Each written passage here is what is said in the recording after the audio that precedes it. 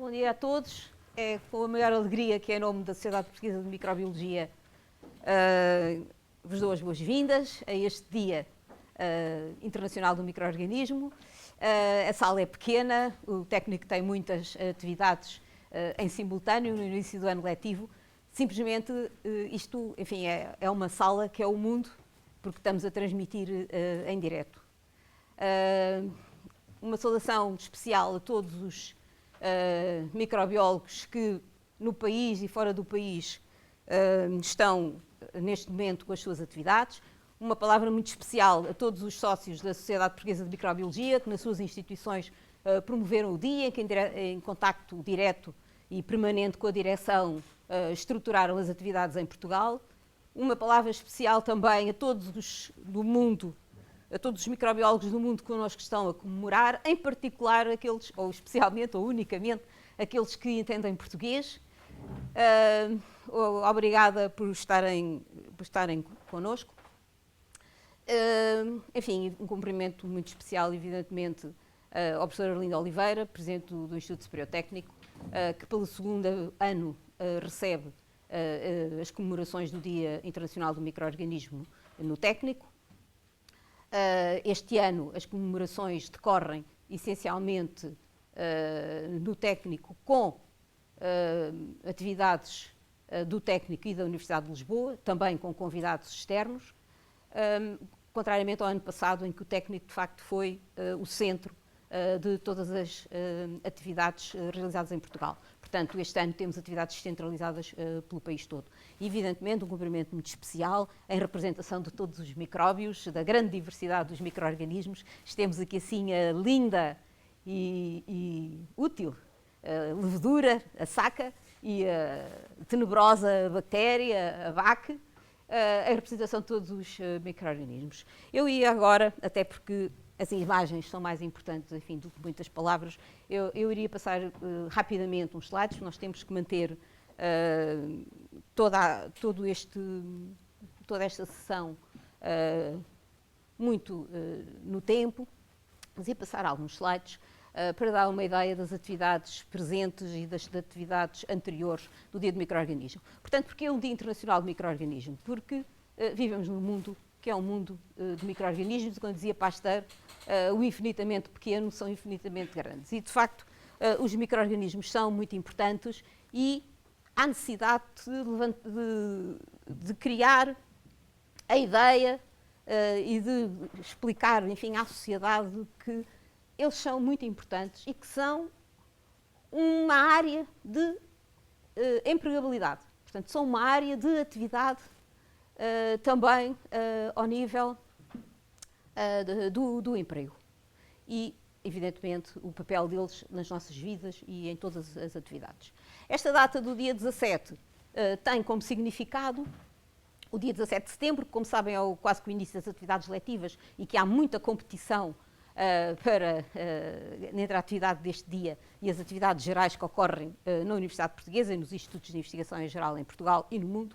Mas, de qualquer maneira, a ideia é que, e foi apoiada pela Comissão Nacional da Unesco, para poder vir a ser, na realidade, aceito pela Unesco como Dia Internacional do Micro-Organismo. Porque, em princípio, neste dia não havia competição, digamos, com outro tipo de dias e de atividades estabelecidas, e também marca a data em que um holandês, que não era um cientista,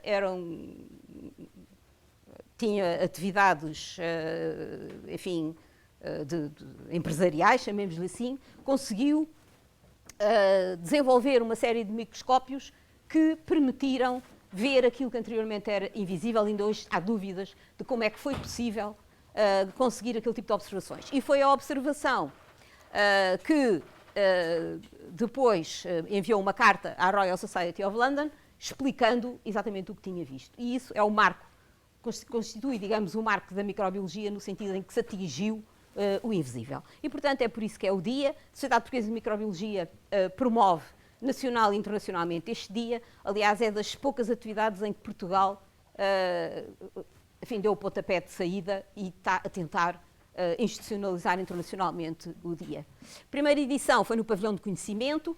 Vieram várias vários investigadores e professores de vários pontos do país para o Pavilhão do Conhecimento e, como veem, já nessa altura tínhamos os mascotes e foi um dia muito animado com estudantes, com jovens, foi um dia muito animado o Pavilhão do Conhecimento.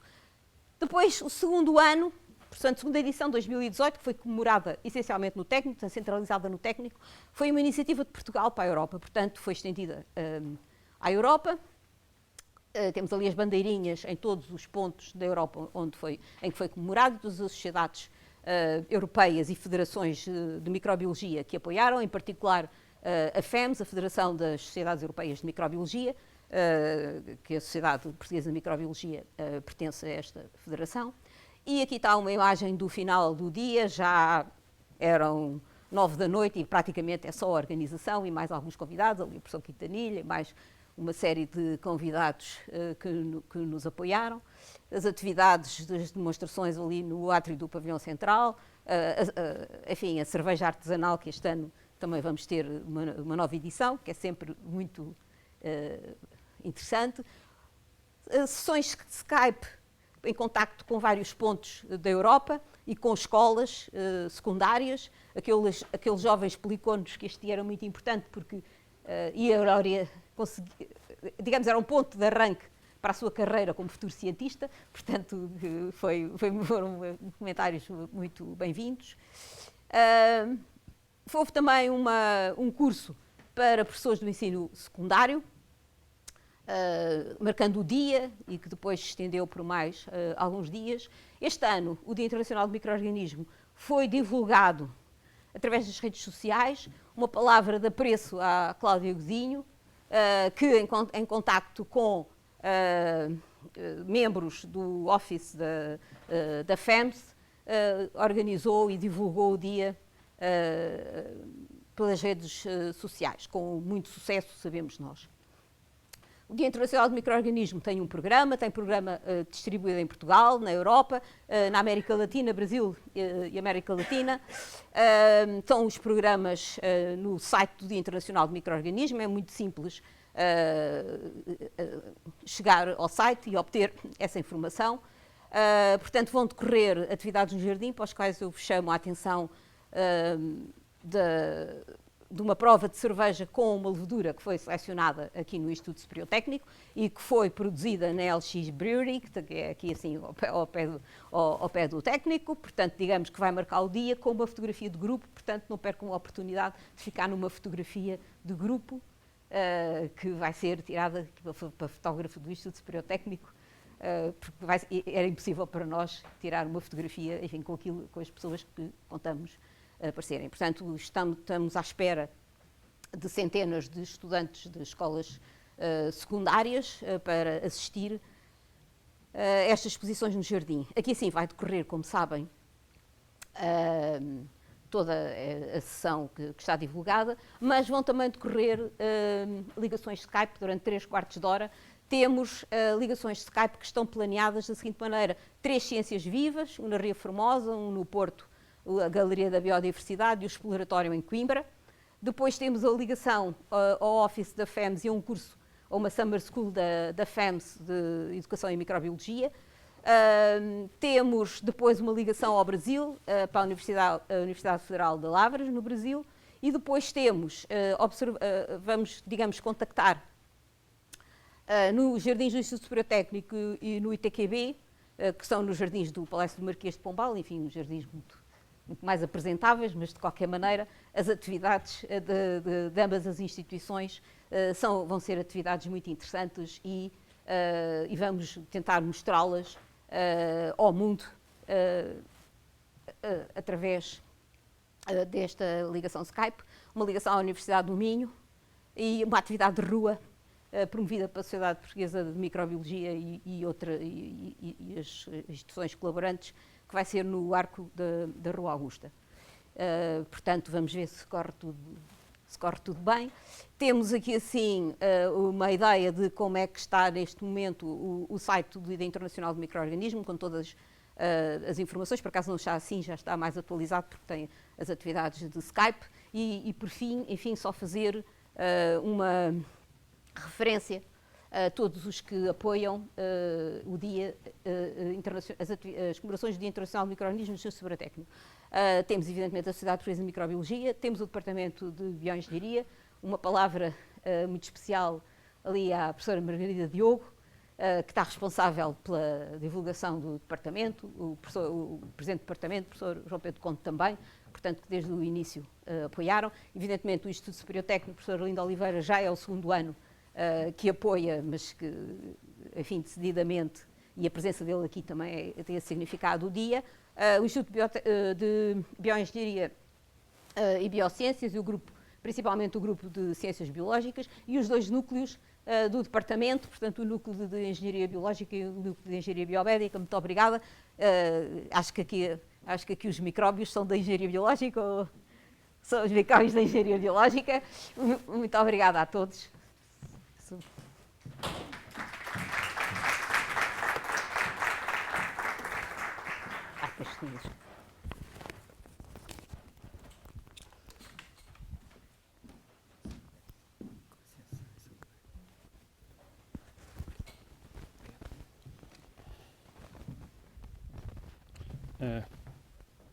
Olá, bom dia a todos. É um prazer estar aqui dizer umas palavrinhas em nome do Instituto Superior Técnico, que pelo segundo ano se associa a esta iniciativa. Gostava de agradecer em particular à professora Isabel Sá Correia, à Margarida Diogo e a todos os que estiverem envolvidos na organização deste evento, que eu acho que é um evento muito interessante porque contribui para chamar a atenção para a importância de percebermos cada vez melhor este mundo microscópico que tanta importância vai ter no futuro desenvolvimento da tecnologia. Eu acho que é uma área que neste momento tem muita interação com muitas outras áreas, com a nanotecnologia, com a bioinformática, com a engenharia industrial, com a engenharia química, e é uma área que eu considero fascinante e que é muito importante que os nossos jovens percebam que é importante e na qual vamos ver desenvolvimentos muito interessantes no futuro. Portanto, acho que esta iniciativa, aqui com a simpática presença dos nossos micro-organismos preferidos, os maus e os bons, acho que é um evento muito interessante que é divulgado para todo o país, para todo o mundo, para toda a Europa. Acho que é um evento que está a ganhar velocidade e está a ganhar impacto, com cada vez mais presença, e espero que isto contribua para chamar a atenção para o interesse desta área, para quão fascinante é esta área, para quão importante é que os nossos jovens considerem trabalhar nesta área ou com esta área, em colaboração com outras, para o desenvolvimento. O técnico associa-se com muito prazer, a nossa área de engenharia biológica, mas também as áreas de engenharia biomédica, de engenharia física, têm muita relevância para esta área, portanto o técnico associa-se com muito prazer e agradeço novamente aos organizadores que puseram muito esforço na organização deste evento. Eu sei que dá muito trabalho, mas que também tem impacto, que depois fica disponível para todos, não só em direto, como depois em diferido. Muito obrigado a todos. Muito obrigado, professor João.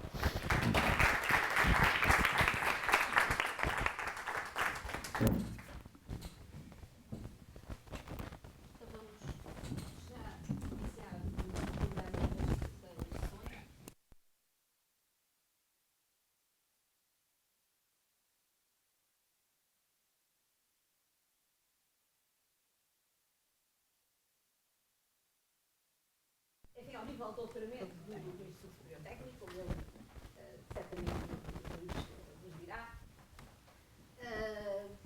é um técnico importante da Alba Fuel, que é uma empresa que neste momento está muito dedicada à problemática das biorrefinarias. Aliás, a Alba Fuel pertence a um laboratório colaborativo que recentemente foi aprovado, chama-se BioRef, que é em prol, digamos, das biorrefinarias. E, enfim, o Instituto Superior Técnico também, com outras unidades académicas, pertence a esse laboratório colaborativo, e é com muito prazer e alguma curiosidade que nós recebemos de novo aqui o Dr. Costa. Obrigada por ter vindo. Bom dia a todos.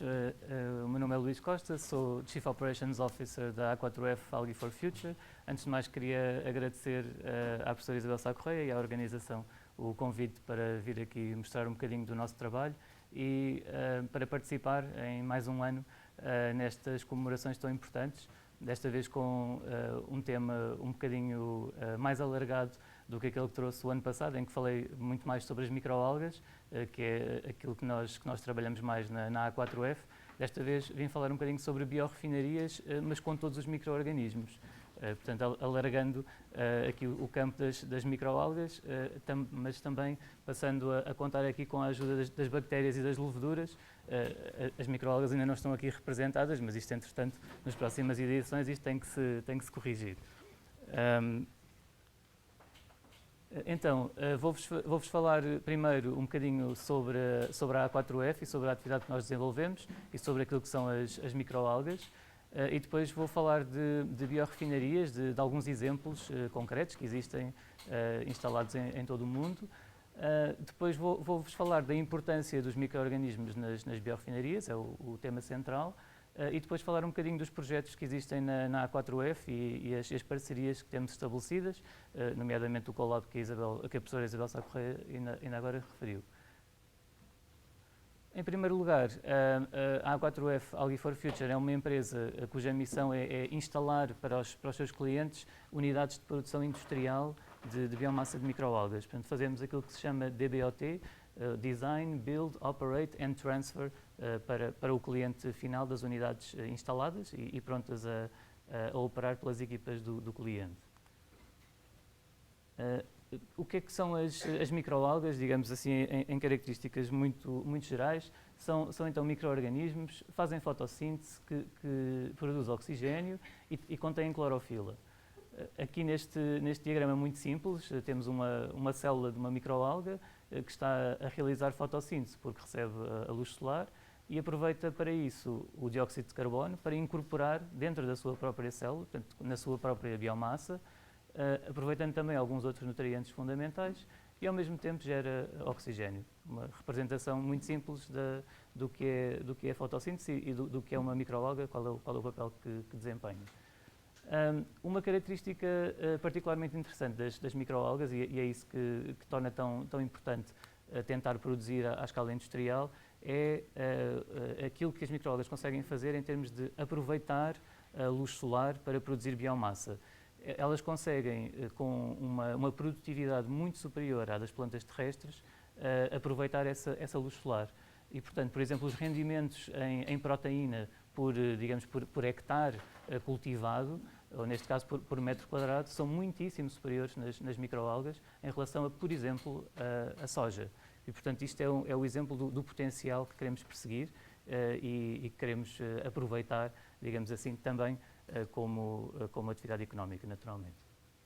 Aqui do lado direito é uma representação da filogenia, digamos assim, de muitos organismos.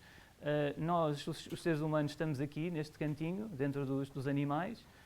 Aqui estão as plantas terrestres e estas caixinhas com estas cores todas por aqui fora são grupos taxonómicos onde se incluem algas. Algas, tanto macro como microalgas, e por aqui vocês podem ver a grande diversidade que existe dentro deste grupo que se chama microalgas, que não é na realidade um grupo taxonómico, digamos, bem classificado, é um agrupamento de seres que partilham estas características em comum que já vos referi anteriormente, e portanto por aqui vocês podem ver a enorme diversidade que isto abarca e que também é de alguma forma uma dificuldade na exploração deste recurso.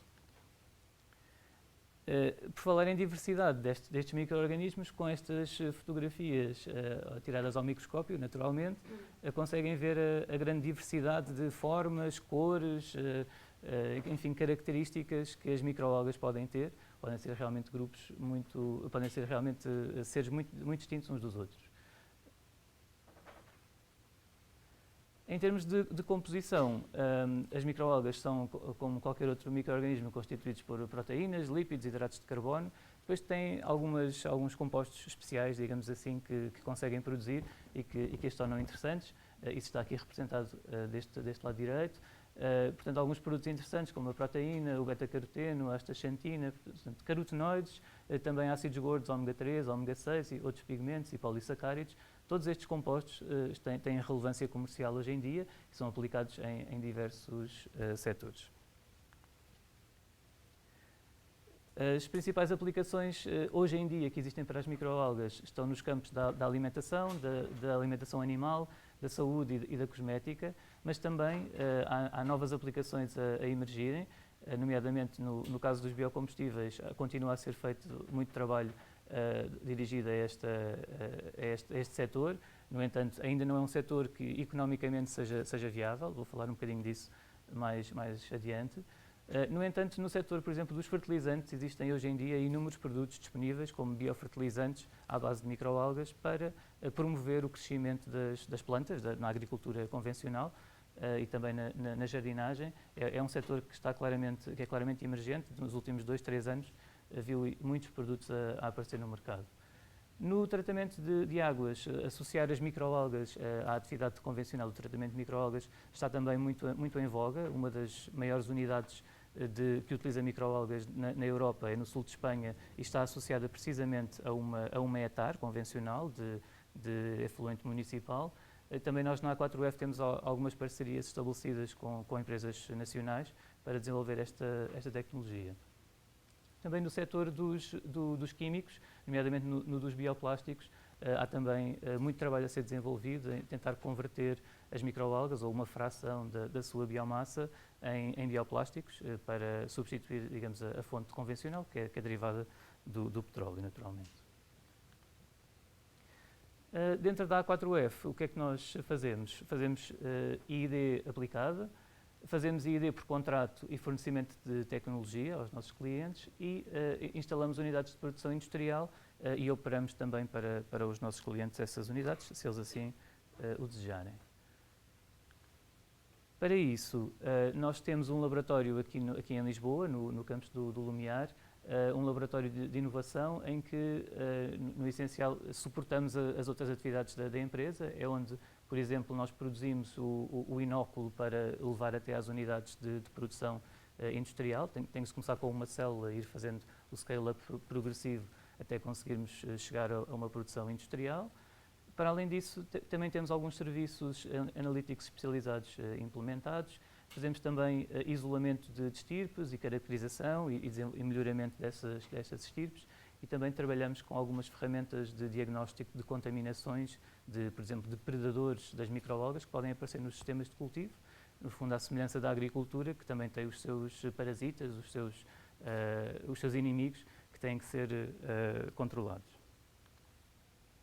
Para além do nosso laboratório, temos uma unidade piloto, também aqui em Lisboa.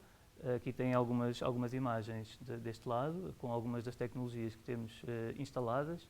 Esta unidade está implementada desde 2013, está licenciada para a produção de organismos geneticamente modificados. É uma área que apenas trabalhamos até à escala piloto, não há qualquer enquadramento possível para levar isso para fora da escala piloto dentro da Europa. Como vos referia, esta unidade permite fornecer alguns serviços aos nossos clientes, como, por exemplo, produzir pequenos lotes à escala do quilo de biomassa de microalgas, para permitir fazer algum desenvolvimento de produto, por exemplo, mas também fazer ensaios de otimização de meio de cultura ou de estudar qual é que é a melhor tecnologia para a produção de uma microalga em particular, se é um sistema aberto, se é um sistema fechado, se é uma combinação de ambos, etc. Em termos de tecnologias, nós trabalhamos várias, não todas, porque há dezenas de designs de fotobioreatores existentes no mundo. Nós trabalhamos essencialmente com estes 5 tipos de reatores. Temos dois reatores fechados que trabalham à base de luz, os fotobioreatores tubulares e os fotobioreatores de painel. Para além disso, também trabalhamos com fermentação, que vocês conhecem se calhar melhor da produção de leveduras e de bactérias. E, portanto, as microalgas, muitas delas podem também ser produzidas por esta via, não recorrendo à luz, mas recorrendo a fontes de açúcar, a fontes de carbono orgânicas para o crescimento. E depois temos também aqui 2 tipos de reatores abertos, que estão completamente expostos, digamos assim, à atmosfera, que são os raiçoeiros cascata, uma tecnologia que nós industrializamos, e também os raiçoeiros convencionais, que são o sistema mais utilizado em todo o mundo para produzir microalgas ainda hoje em dia. Em termos de projetos industriais, desde da fundação da A4F, em 2008, nós trabalhamos 3 principais projetos industriais. Em primeiro lugar, o projeto da Alga Farma, uma unidade de produção instalada na cimenteira Cécil em Pataias. Foi um projeto que durou desde 2009 até 2015. A partir dessa altura, a unidade foi transferida para o cliente, a equipa que trabalhava também foi transferida para a Cécil, que hoje em dia é produtora de microalgas, para além de cimento. Por outro lado, tivemos a oportunidade de trabalhar num projeto de demonstração à escala pré-industrial chamado Biofat, em que desenvolvemos uma tecnologia de raceways cascata, que é o que está aqui representado na figura, portanto, uns reatores abertos. Operámos esta unidade, foi um projeto que durou cerca de 5 anos até ser concluído, e no final deste projeto o objetivo era desenvolver um business case para apresentar, um plano de negócios para apresentar a um investidor, e encontramos um investidor que estava disponível para instalar a unidade industrializada a partir dessa, aqui em Portugal, na Póvoa de Santiria, junto às instalações da Solvay Portugal, e para isso a A4F, juntamente com outros parceiros, fundou o Algatec Eco Business Park. É um site com 14 hectares de área, é um site que está neste momento em implementação e que será a maior unidade de produção de microalgas da Europa, quando estiver concluído. Neste momento já tem um grande avanço e a maior unidade que está a ser instalada neste site é precisamente o scale-up deste projeto de investigação e desenvolvimento, chamado Biofat, e que está a ser instalado num projeto chamado biofat.pt, e que terá uma produção à escala de 10 hectares, aqui bem perto de nós. Para além disso, aproveito para divulgar aqui um pouco um curso que estamos a organizar, é a 3ª edição que estamos a organizar, é de 3 em 3 anos. O LIMBAC é o Lisbon Microalgae Biotechnology Advanced Course, é feito, vai ser em novembro, e é feito nas nossas instalações, no nosso laboratório e unidade piloto aqui em Lisboa. Inclui também uma visita ao Algatec, na Póvoa de Santiria, e é uma oportunidade para contactar com especialistas, não só da A4F, mas também de fora da A4F, para todas as áreas relacionadas com a produção de microalgas, e também uma oportunidade de pôr as mãos na massa, digamos assim, com atividades práticas no laboratório e à escala piloto. Agora, falando um bocadinho sobre refinarias, antes de biorrefinarias, primeiro uma refinaria convencional para petróleo. O que é uma refinaria? É algo em que nós pegamos num material, numa matéria-prima bruta, neste caso o petróleo, o crude, e através de vários processos conseguimos obter um ou vários produtos purificados. E aqui, neste esquema bastante simples, o que é que nós temos? Temos então o crude, que é aquecido, é destilado, separado numa série de frações, que originam uma série de produtos intermediários dentro da unidade de refinação, e depois cada um destes intermediários ainda sofre uma série de tratamentos e purificações subsequentes para dar uma lista muito grande de produtos finais que se encontram no mercado. Neste caso, o gasóleo, a gasolina, o jet fuel, o asfalto, os lubrificantes, tudo isso vem de uma matéria-prima única, que é o petróleo, como sabemos. E numa biorrefinaria é em tudo semelhante, no entanto, a grande diferença é que o material, a matéria-prima, vem de origem biológica e origina naturalmente um ou vários bioprodutos. Eu vou-vos mostrar agora vários exemplos que existem, já implementados também em muitos casos, começando aqui neste caso por falar das plantas oleaginosas. Por exemplo, a soja, o girassol, a palma, entre outras. Neste caso, o que é que acontece? Existe a produção agrícola destas oleaginosas, da planta completa, digamos assim.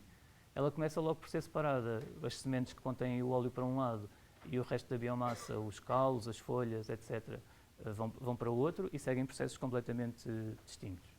Das sementes, após disrupção e prensagem, etc., obtém-se então o óleo vegetal, o principal produto, e depois os sólidos, digamos, depois de retirar o óleo, resulta uma espécie de farinha, farinha de soja, por exemplo, que pode ser utilizada para a alimentação animal. E é isso que acontece hoje em dia em muitos locais. Por outro lado, o material linhocelulósico, ou seja, as folhas, os caules, etc., e porque isto é um esquema para uma refinaria já de segunda geração, que também aproveita esta parte da biomassa, este material pode também ser fracionado, separada a parte da lignina dos restantes hidratos de carbono, e também isso pode ser aproveitado para fazer outros produtos, outros biomateriais, aproveitando assim toda a planta e não apenas a parte que contém o óleo. Outro exemplo é o do milho. Por exemplo, neste caso, falando de uma biorefinaria de primeira geração e por um processo de via seca para esta biorefinaria. Neste caso, o milho é cultivado e chega à unidade, depois é triturado, há o cozimento do amido, e depois temos aqui uma parte de fermentação, fermentar os açúcares que vêm do milho. Para isso contamos com a ajuda preciosa da saca, e aqui começam a entender o papel dos micro-organismos nestas biorrefinarias. Desta fermentação obtém-se dióxido de carbono, que até pode ser utilizado para fins razoavelmente nobres. Obtém-se também uma parte sólida, que pode ser separada e pode ser utilizada para a alimentação animal, novamente, uma série de processos, e é aquilo que acontece normalmente. Esta parte da biomassa é utilizada para a alimentação animal, e a fração líquida, que contém o etanol, é depois destilada e pode ser utilizada como biocombustível, quer mais puro, quer misturado com gasolina. Portanto, mais um exemplo de uma biorefinaria convencional, a partir do milho, neste caso. Um outro muito semelhante é o da cana-do-açúcar, em que neste caso, também por prensagem, são extraídos os açúcares e que depois são fermentados novamente pela Saccharomyces cerevisiae, esta levedura tão útil. Daqui também o etanol resultante é destilado e é utilizado para biocombustíveis. Como alguns subprodutos, neste caso existe uma parte dos sólidos que é utilizada para gerar calor e eletricidade que pode alimentar o próprio processo, e por outro lado uma fração que tem também algum potencial, mas que é de difícil, a vinhaça, o vinhaço é de difícil tratamento e utilização, e há muito trabalho desenvolvido no aproveitamento desta matéria-prima, precisamente para continuar a biorefinaria a partir deste material. Este exemplo um bocadinho mais complexo é o exemplo da biorefinaria a partir de biomassa florestal, a partir de madeira, que entra aqui deste lado, e é o processo que leva à produção da pasta de papel e no final do papel, que aparece depois aqui, o papel é o principal produto. Aqui já existem algumas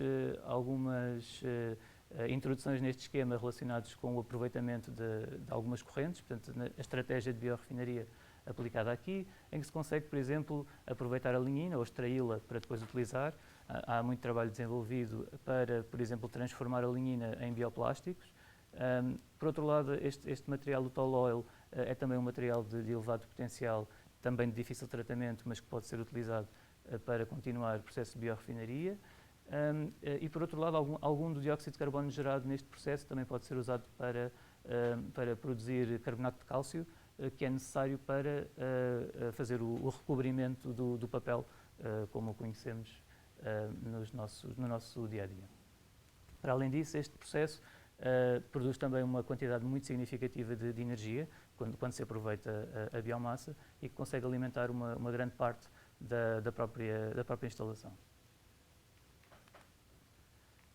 O último exemplo é de biomassa de microalgas. Neste caso, digamos, a biorefinaria começa aqui neste centro, no fotobioreator, é onde é produzida a biomassa das microalgas.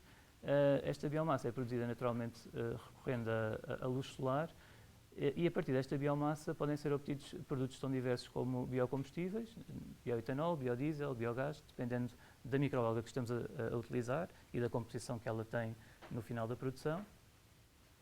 Ou, para além dos biocombustíveis, é possível aproveitar também vários compostos de valor acrescentado, quer ácidos gordos ricos em ômega 3 e ômega 6, quer também alguns pigmentos muito interessantes, Portanto, as aplicações nestas áreas de alimentação humana, alimentação animal, biofertilizantes, estão já disponíveis. O maior trabalho que há a fazer é precisamente valorizar aquelas frações que são menos nobres e que implicam a utilização dos processos de biorefinaria para conseguirmos fazer uma valorização deles. Para a parte que, digamos, menos nobre da biomassa, depois de extraído o maior valor da biomassa, é possível ainda valorizar aqui a parte residual da biomassa por digestão anaeróbia, em que contamos mais uma vez com a ajuda dos micro-organismos para fazer este trabalho, que existe em tantos sítios instalados no mundo, em que se converte a biomassa residual em biogás, que pode ser, no fundo, contém metano, que pode ser aproveitado para combustível, e, para além disso, produz também uma fração líquida, o digestato, no final da digestão anaeróbia, que, novamente, é um substrato difícil de trabalhar, mas que tem muito potencial, muitos compostos interessantes, que podem ser aproveitados, neste caso, por exemplo, como nutrientes para devolver aos reatores em que as microalgas são produzidas. Então, resumindo, qual é que é o papel dos micro-organismos nas biorefinarias? Neste esquema absolutamente imperceptível, gigantesco, o que é que temos? Cá em cima temos muitas fontes possíveis de fontes biológicas de matéria-prima, desde palhas a resíduos de madeira, em culturas agrícolas ricas em amido, etc. E aqui embaixo temos uma série de produtos, desde combustíveis até geração de eletricidade, até papel, biomateriais, fertilizantes, alimentação animal, enfim, todo o tipo de produtos. E aqui no meio, o que é que temos? Temos os processos todos que conseguem transformar estas matérias-primas nestes produtos. Aqui tentando mostrar a ligação, ou digamos, como um processo pode receber vários tipos de matéria-prima e gerar o mesmo tipo de produtos finais, ou como é que se podem combinar frações que vêm de diferentes biorefinarias e aproveitar essa sinergia para ter um processo mais eficiente, para conseguirmos reduzir os custos de exploração destas unidades. A questão aqui é onde é que entram os micro-organismos, e estão aqui assinalados com estas circunferências. Então, os micro-organismos podem desempenhar um papel fundamental nos processos de biorefinação de três formas diferentes. Primeiro, como agentes da bioconversão. Já fomos falando aqui da fermentação alcoólica, neste caso, com a ajuda aqui da Saccharomyces cerevisiae. E falámos também, ainda há pouco, da digestão anaeróbia, em que também temos vários conjuntos de bactérias a fazer esse trabalho, a aproveitar biomassas residuais e a valorizar em outros produtos para melhorar o aproveitamento de todas as componentes da biomassa. Em segundo lugar, temos aqui um outro caso em que os micro-organismos são usados como uma ferramenta, como um instrumento para fazer algo que é importante em outros passos das biorefinarias. Neste caso temos aqui um passo de hidrólise enzimática e as enzimas, como vocês sabem, são produzidas principalmente recorrendo a micro-organismos. Ou seja, neste caso nós temos que utilizar os micro-organismos para produzir as enzimas e depois pegamos nas enzimas e utilizamos em processos de biorefinaria para nos ajudar a decompor a biomassa em compostos mais fáceis de depois ir refinando ao longo dos processos até chegarmos aos produtos. Finalmente, os micro-organismos também podem ser utilizados como a própria matéria-prima bruta alimentada à biorefinaria. E esse é o caso, por exemplo, das algas, estão aqui escondidas no cantinho. Uma vez que as algas podem ser produzidas, tal como a biomassa produzida pela agricultura, recorrendo à luz do sol, também esta biomassa pode ser utilizada como matéria-prima para gerar inúmeros produtos na sequência. Porquê é que a A4F está envolvida nas biorefinarias e não apenas nas microalgas?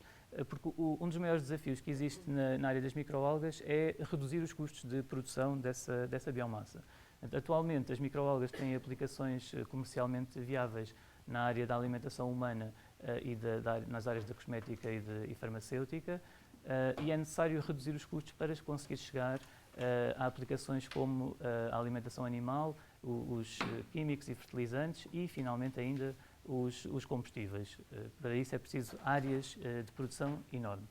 Neste momento, nestas duas zonas, já existem alguns produtos de nicho comerciais e, portanto, é o início, digamos, da entrada nestas áreas de negócio.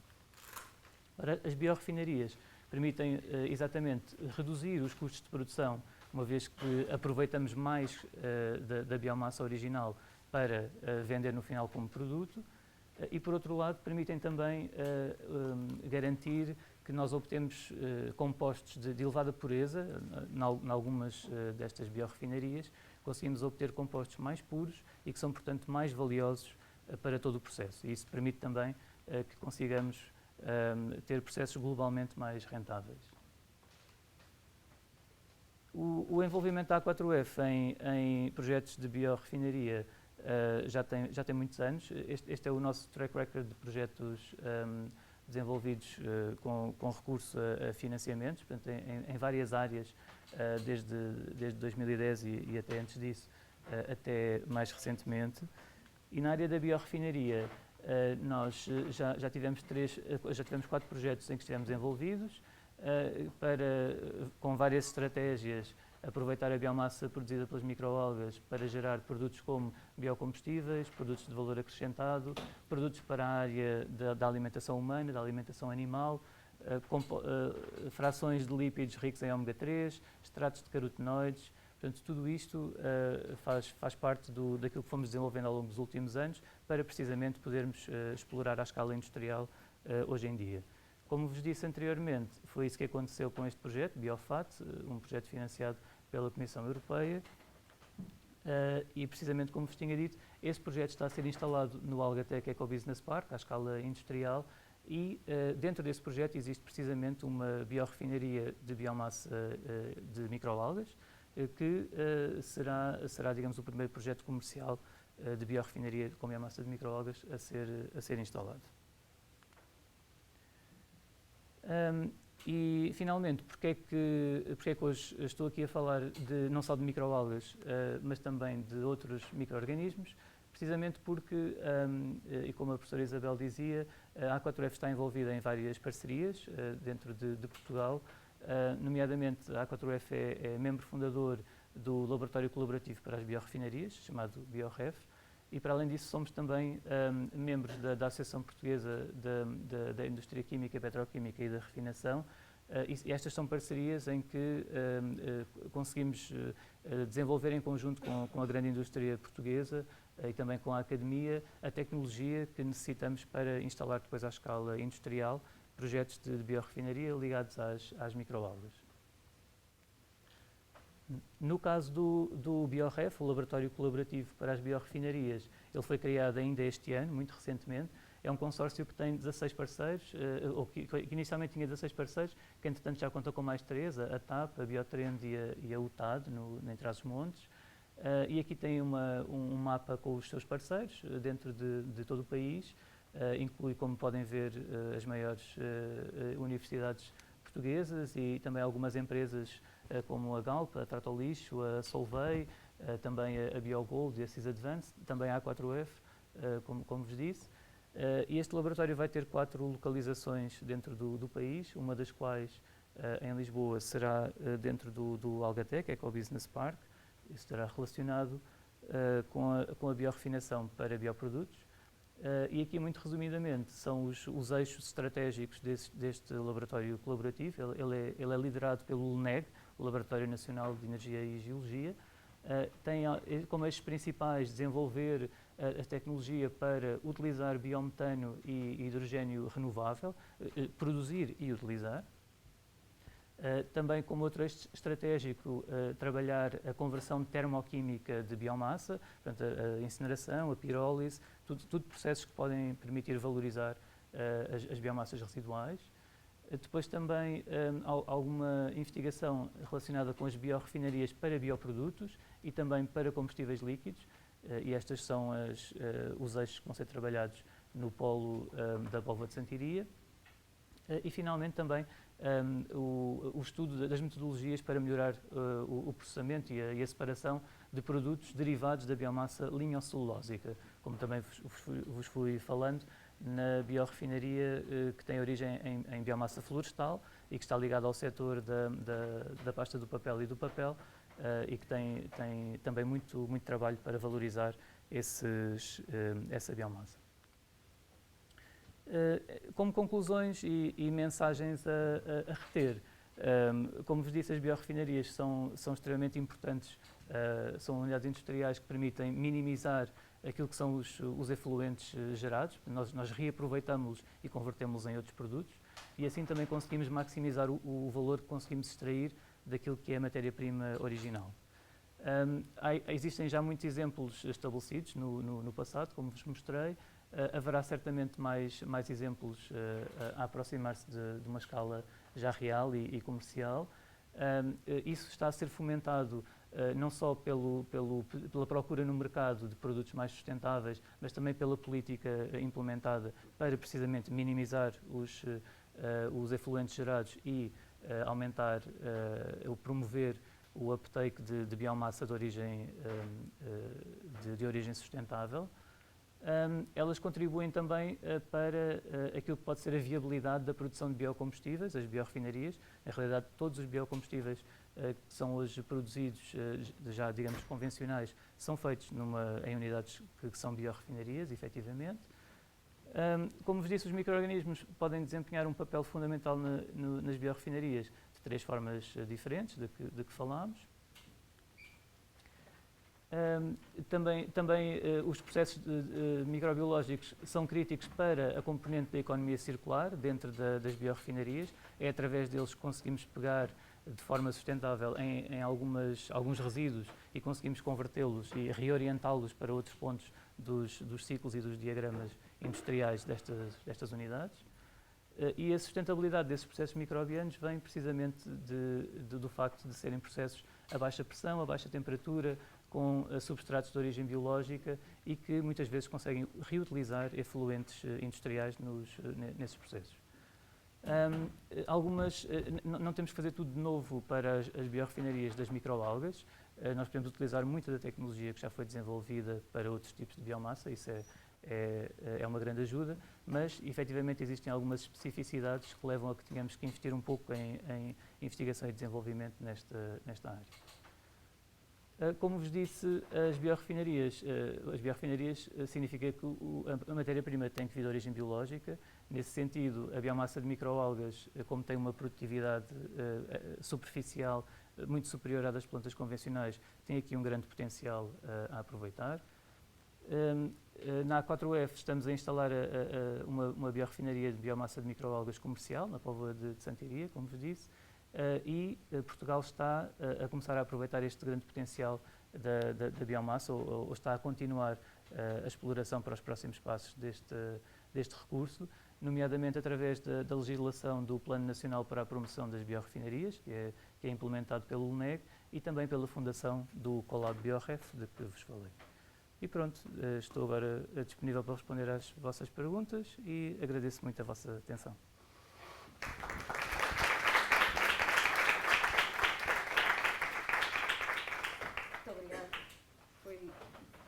Foi muito, não só interessante, como muito completo.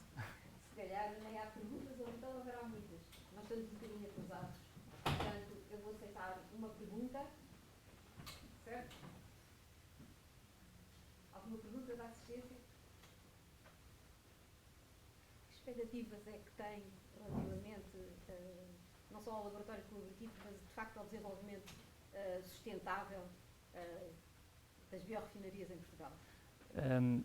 Portanto, este laboratório colaborativo é curioso que traz muitas universidades, mas traz muitas empresas de setores muito distintos e pelos eixos estratégicos que listei, estamos aqui a falar sempre um bocadinho ligados à parte dos biocombustíveis, numa grande fração, mas a combustíveis que são completamente diferentes e que vão a nichos também muito diferentes.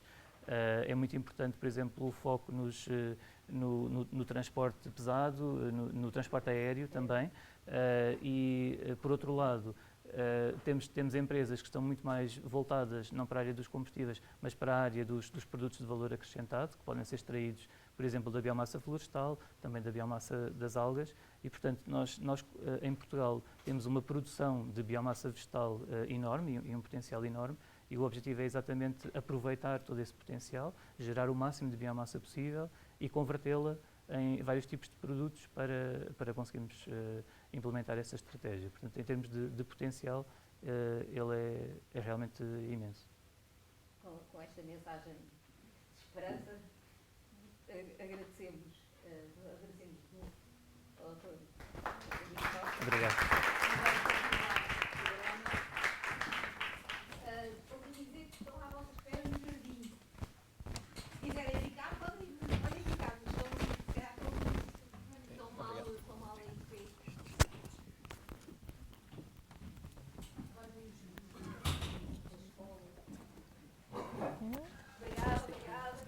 Obrigada. Tem que ficar na mão, não é?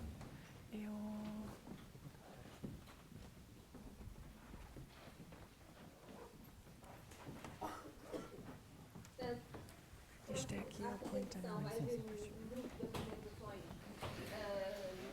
de investigadores doutorados do Instituto de Bioengenharia e Biociências. A primeira é Tina Aquela Costa, que é alemã e vai fazer a sua primeira apresentação em português.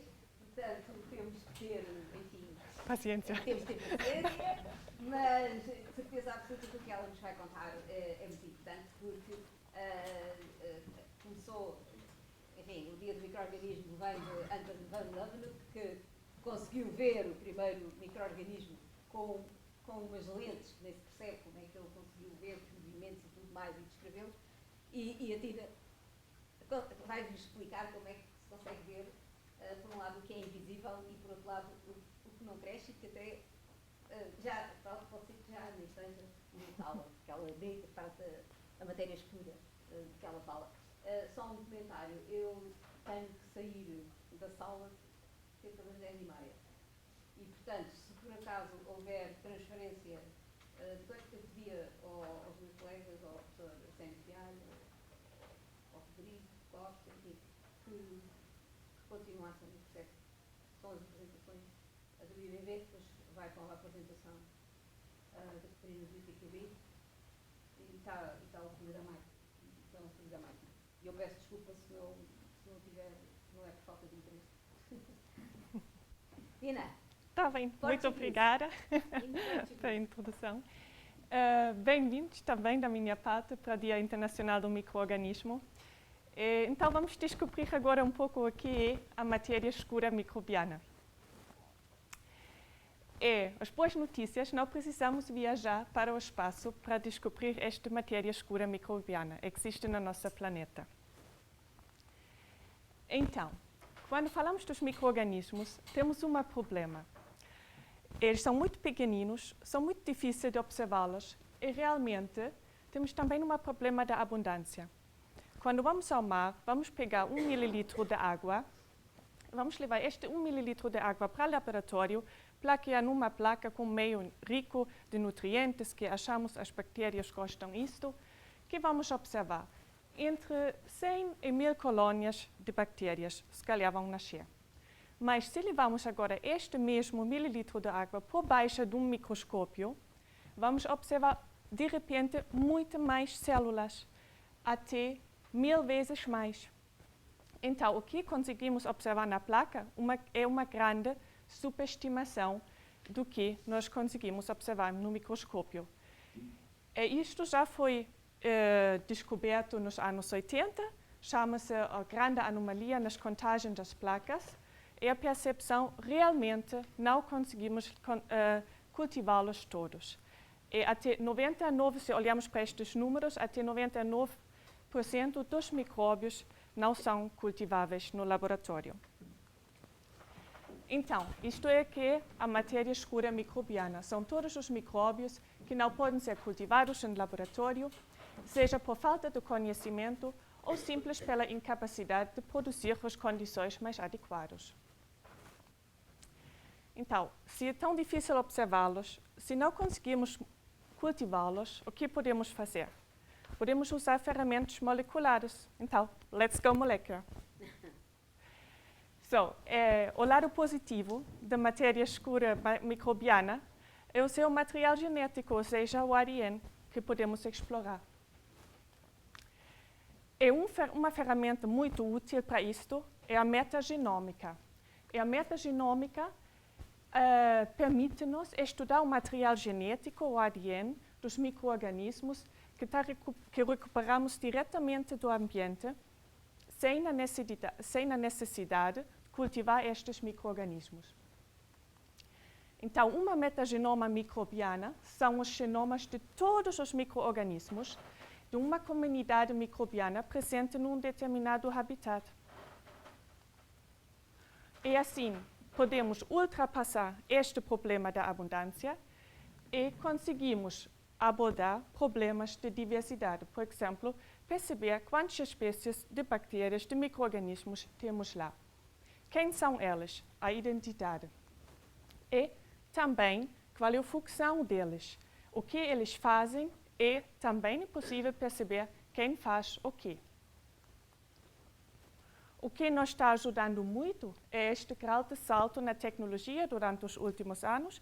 São as técnicas de sequenciação de última geração, ou em massa.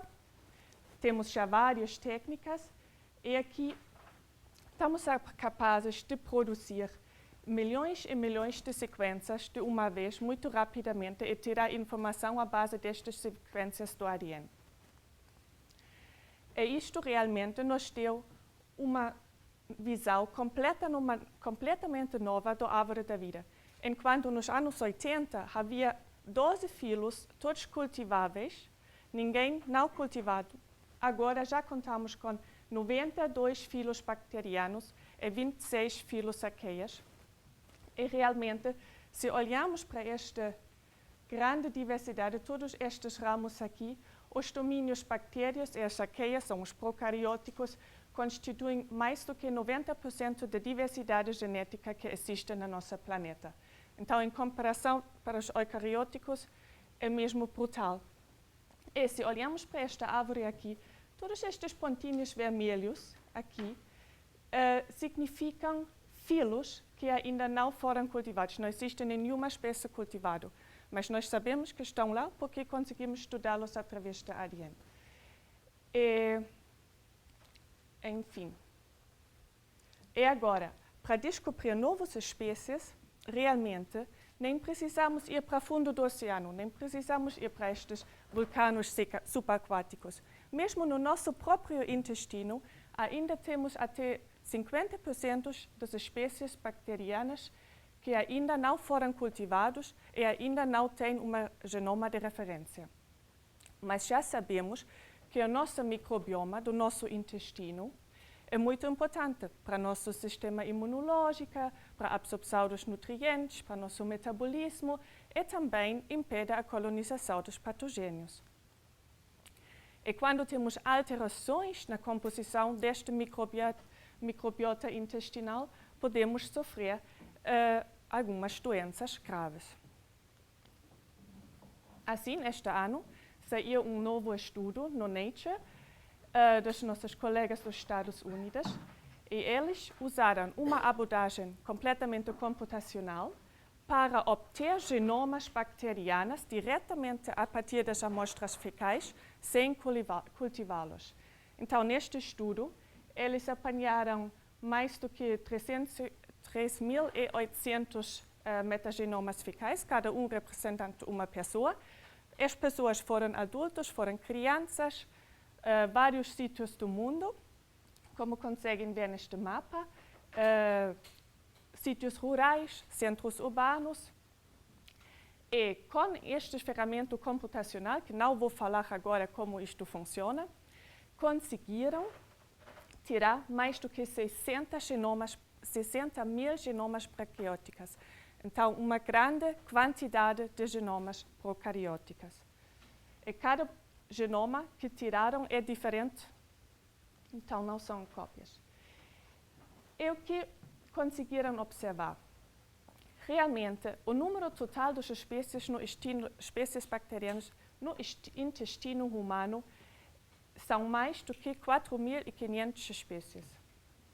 E o número de espécies novos, ainda não conhecidos, foram mais do que 2.000 espécies. E ainda não cultiváveis, números 2.000, mais do que 2.500. Então, realmente, uma grande novidade que está dentro do nosso intestino. E agora, o que eu acho interessante, eles compararam populações adultas e populações das crianças e populações rurais e urbanos. E já sabemos que, enquanto adultos, temos uma diversidade maior dos micróbios no nosso intestino. Tem a ver com a mudança da alimentação. Mas também nas populações rurais, em Tanzânia, na África, América do Sul, eles conseguiram recuperar muito mais genomas destas populações rurais, de espécies novas bacterianas, do que das populações urbanas. Isto podemos imaginar, tem a ver particularmente com a nossa alimentação, nos centros urbanos, normalmente mais rico em gordura, em açúcares, estamos a usar mais antibióticos, também temos uma higiene maior, mas isto vai também influenciando e diminuindo a diversidade dos micróbios que temos no nosso intestino. E aqui no técnico, eu e no nosso grupo, nós estamos interessados também muito nos micróbios do ambiente, que também são muito importantes, têm papéis muito importantes na reciclagem, dos bioquímicos. É um habitat que nós gostamos muito, é o ambiente marinho, nós gostamos muito de ver os micróbios que estão associados com as esponjas marinhas, os corais, os peixes no ambiente marinho. E nestes últimos slides eu vou-vos falar um pouco sobre isso, porque realmente, se falamos, por exemplo, dos corais, os recifes dos corais têm um papel importante no oceano, realmente apoiam mais do que 25% de todas as espécies marinhas e também dão serviços diretamente para nós. Um dos serviços mais importantes é a pesca, mais do que 6 milhões de toneladas de peixe são retiradas destes recifes corais e muitos milhões de pessoas dependem destes recifes. O que poucas pessoas sabem, aqui na costa portuguesa também temos florestas dos corais moles. E são muito abundantes. E bem como nossas florestas dos corais aqui em Portugal, como os recifes dos corais tropicais, todos estão agora a sofrer com estas mudanças climáticas e com o aumento das temperaturas. Então, queremos perceber qual é a função dos micróbios associados com estes corais e como, eventualmente, podemos ajudar os corais a ser mais resilientes. Usamos também aqui um estudo de metagenômica e perguntamos-nos o que fazem os simbiontes e as bactérias que vivem junto com os corais. Quem é importante para a saúde do coral?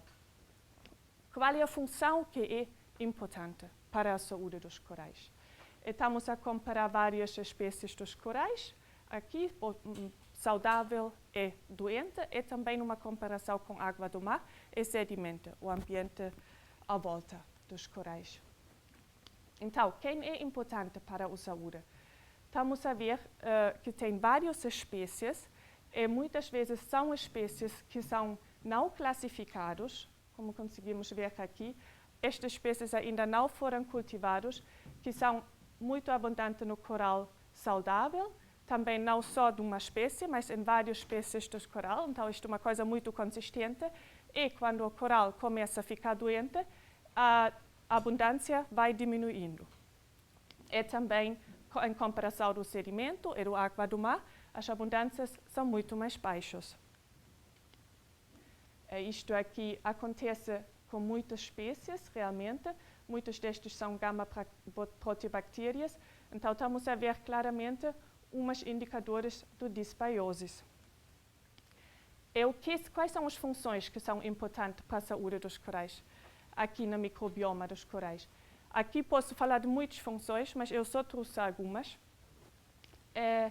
Umas destas são as exonucleases, os microbiomas dos corais saudáveis são enriquecidos com exonucleases, que têm uma função de reparação do ADN, da estabilidade do genoma.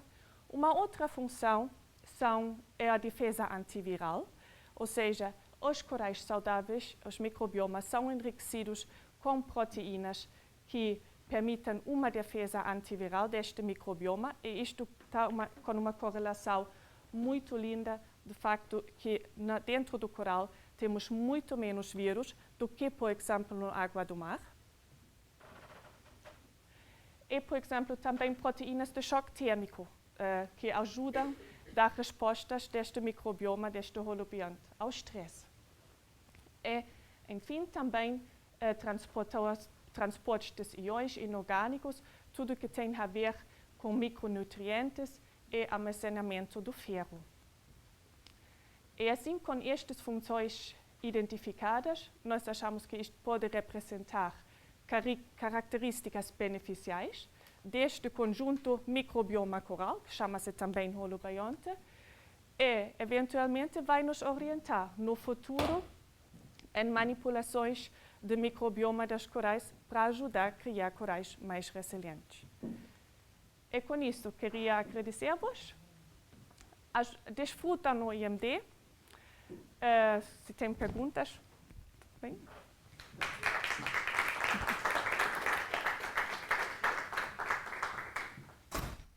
Então eu tomo aqui, digamos que aqui a continuação e coloco à discussão, digamos que há comentários, alguma pergunta, temos seguido um bocadinho, temos de aproveitar.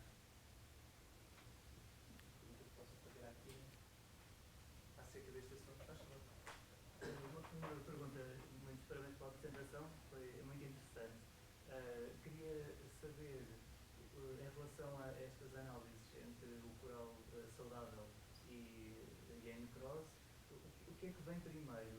São estas espécies que não se conseguem ver e cultivar, ou depois do coral estar em necrose, é que elas aparecem lá? O que é a causa e o que é o efeito?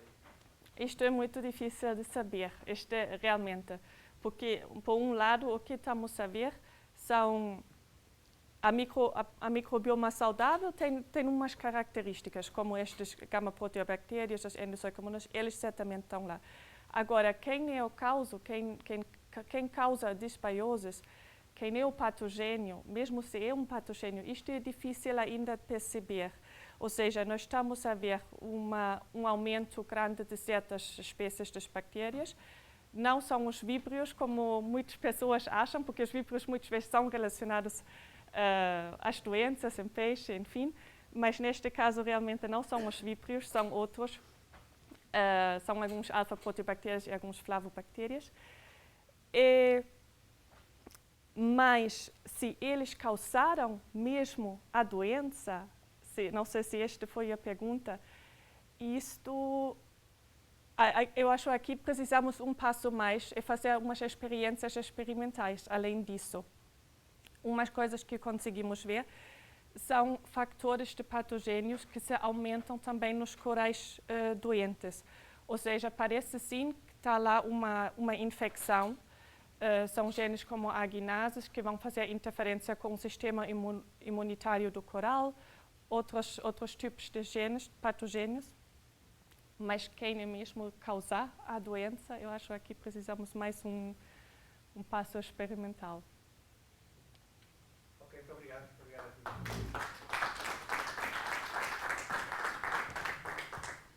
Vamos então passar para a próxima apresentação. É a doutora Margarida Palma, investigadora.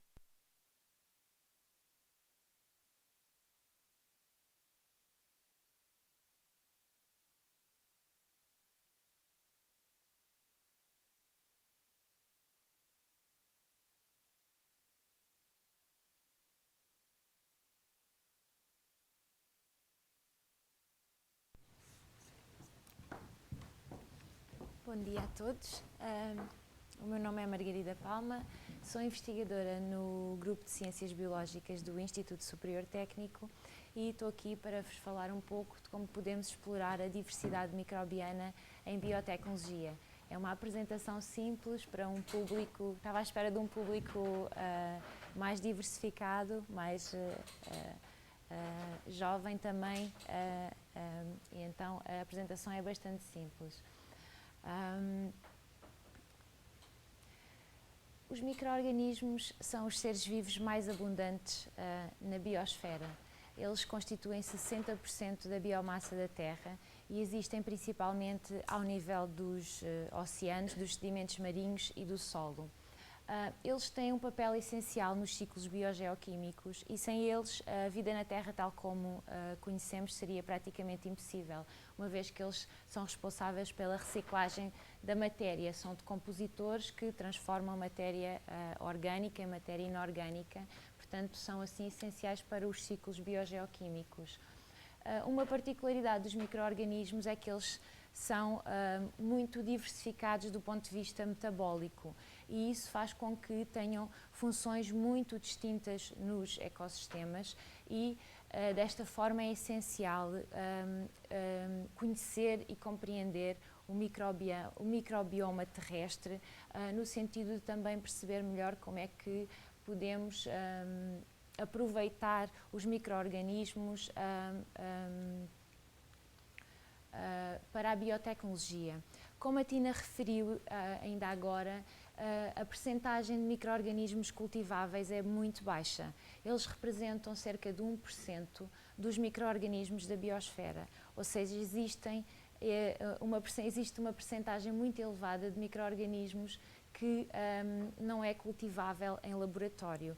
No entanto, ainda assim, nós conseguimos anualmente identificar, isolar e identificar em laboratório dezenas, centenas de novas espécies. Isso faz-nos pensar que existe um mundo por explorar lá fora, existe uma enorme diversidade entre espécies e existe também muita diversidade entre estirpes, portanto, estirpes da mesma espécie, diversidade intraespecífica.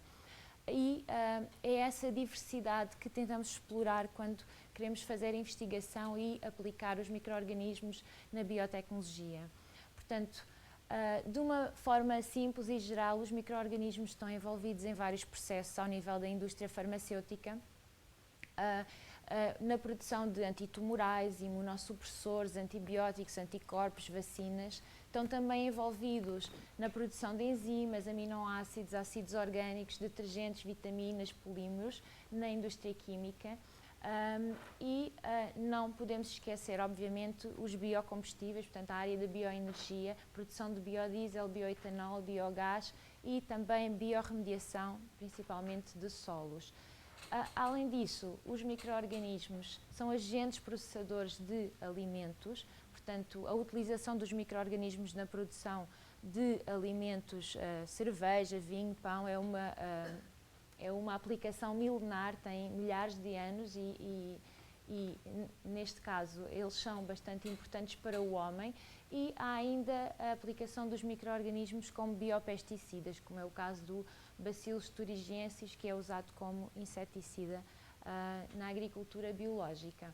Portanto, a lista é imensa e está muito incompleta, mas eu vou-me focar um pouco mais agora nas leveduras, porque nós no laboratório trabalhamos com leveduras, no Laboratório de Ciências Biológicas, no grupo da professora Isabel Sá Correia, e portanto foco-me mais agora nas leveduras como fábricas microbianas, fábricas celulares. Neste gráfico tem aqui inúmeros compostos que são produzidos por leveduras. Os compostos que estão representados a verde são compostos que são naturalmente produzidos pela levedura, portanto, resultam do seu metabolismo nativo.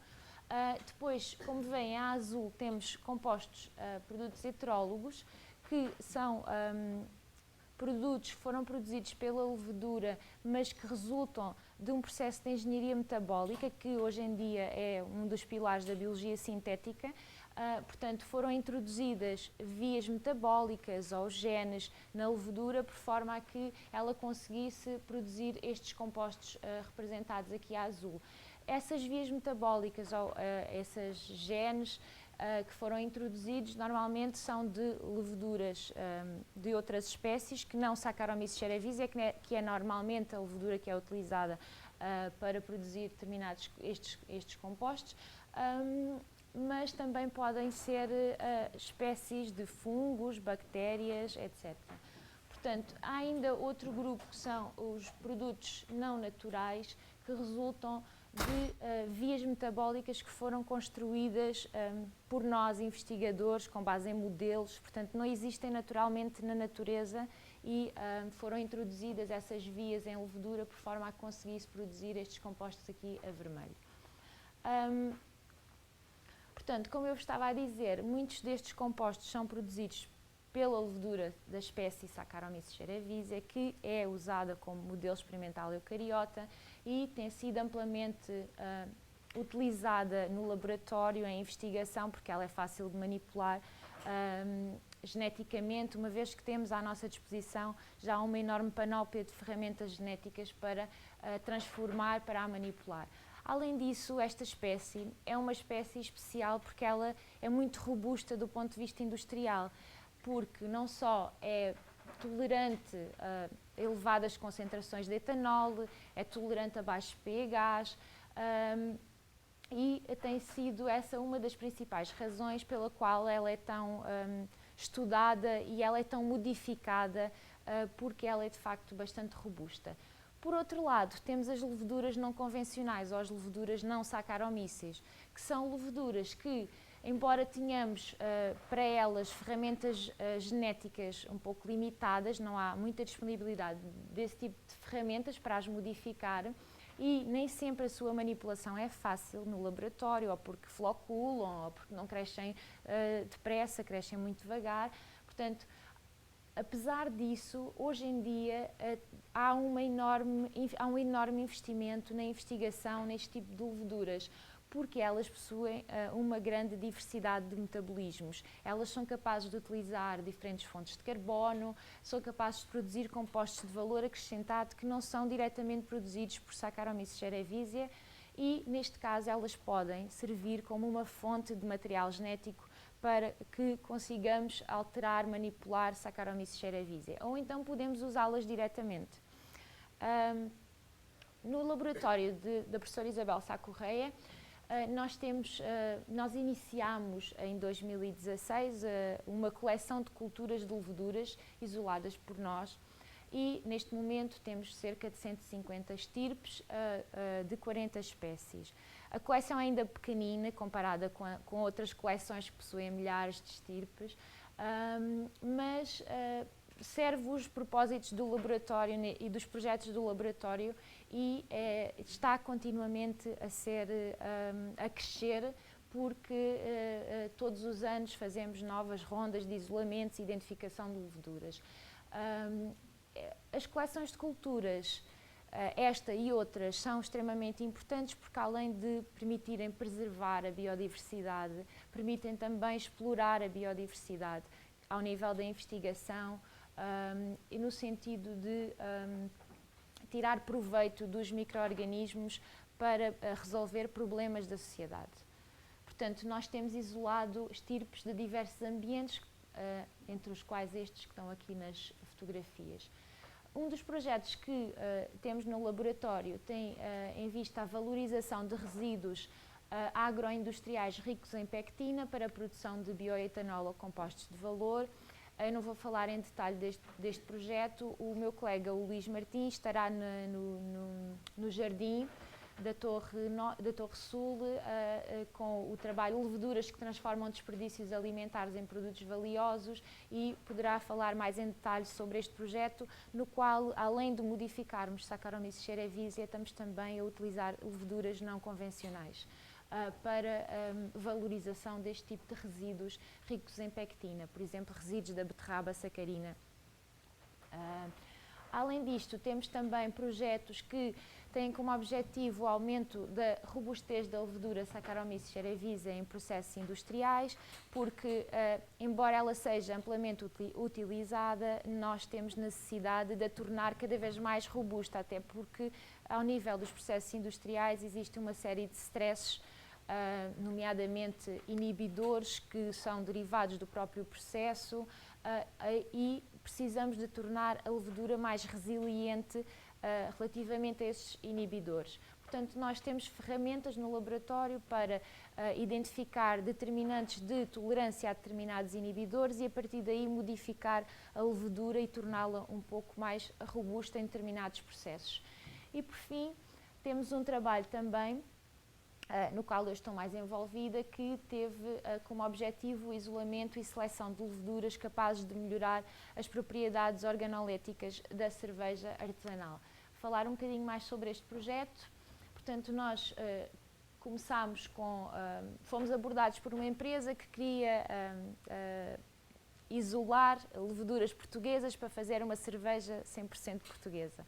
E então começámos por aí o isolamento e a coleção de culturas até começou nesta altura, porque vimos que o isolamento de leveduras e a utilização dessas leveduras nos nossos projetos era algo com potencial. Portanto, começámos por isolar leveduras de diversos ambientes, principalmente ambientes vínicos, porque os ambientes vínicos possuem leveduras bastante aromáticas e o nosso objetivo, neste caso, era melhorar as propriedades organoléticas da cerveja. Plaqueámos as nossas amostras em meios diferenciais, no sentido de obter diferentes espécies, identificámos os nossos isolados com base na sequenciação de uma região do DNA ribossomal que é bastante conservada e, a partir daí, fomos fazer fermentações de culturas puras, de leveduras Saccharomyces e não Saccharomyces. E Saccharomyces, que é amplamente utilizada na produção de cerveja, vocês podem perguntar porque é que vamos à procura de mais Saccharomyces. De facto, porque Saccharomyces cerevisiae é muito de estirpe para há essa diversidade que vos falei e, portanto, é muito importante tentar obter estirpes que, do ponto de vista organolético, sejam interessantes. Depois desta seleção que fizemos das leveduras que poderiam ser mais interessantes, nós fizemos co-fermentações dessas leveduras não convencionais com uma estirpe comercial e chegámos a espécies do género Ansenia aspera, que são já conhecidas por serem bastante aromáticas. Fizemos fermentações puras também com Saccharomyces cerevisiae, isto numa fase em que já estávamos a aumentar a escala das fermentações de cerveja em laboratório. Depois fizemos no final uma análise qualitativa e quantitativa das nossas cervejas com direito à prova organolética por um painel de provadores profissional, digamos assim, que trabalha na área. Nós, portanto, percebemos que diferentes estirpes de Saccharomyces cerevisiae produzem perfis aromáticos muito diferentes e aí convido-vos a provar a cerveja que foi produzida em colaboração com a LX e com a Doric no Jardim da Torre Sul. Esta cerveja foi fermentada pela estirpe IST 360, portanto uma Saccharomyces cerevisiae um pouco diferente.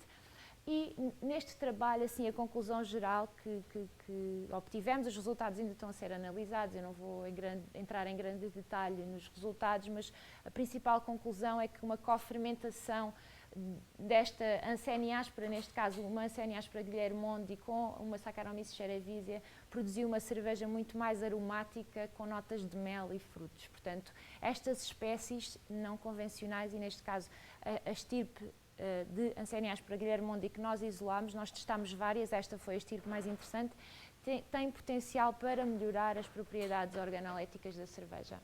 Portanto, para finalizar, portanto, nós trabalhamos aqui em diversas áreas, mas queria só salientar novamente o papel dos micro-organismos na nossa sociedade, porque isto é uma conversa que nós vamos repetir hoje ao longo do dia nas várias vertentes da biotecnologia, não é? Porque os micro-organismos, de facto, são importantes para a sociedade, porque eles permitem-nos encontrar novas medicinas, novos compostos de valor, novas soluções ambientais.